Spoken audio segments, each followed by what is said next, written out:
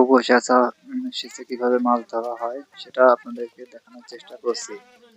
দেখুন কেদা কেটে কেটে কিভাবে বাম, শিঙি, কই ও টাকি মাছ এবং কিছু শৈল মাছ দেখা যাচ্ছে। ধারণা করা হচ্ছে এই পুকুরটায় প্রায় 3 লাখ টাকার মতন মাছ হবে।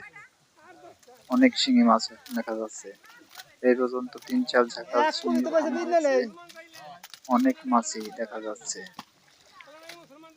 ওই দেখেন ওই যে কিভাবে কাদা সরিয়ে সরিয়ে মাছ ধরা হচ্ছে। মাছ ধরায় অনেক কষ্ট হচ্ছে, এদের খুবই কষ্ট হচ্ছে মাছ ধরতে, কারণ অনেক গভীর এবং অনেক গাঢ়।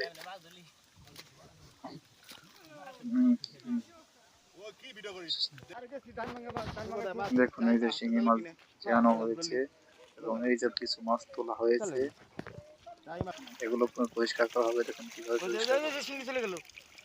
দেখুন টাকি আর শিঙি এবং একটা কুচু মাছ দেখা যাচ্ছে।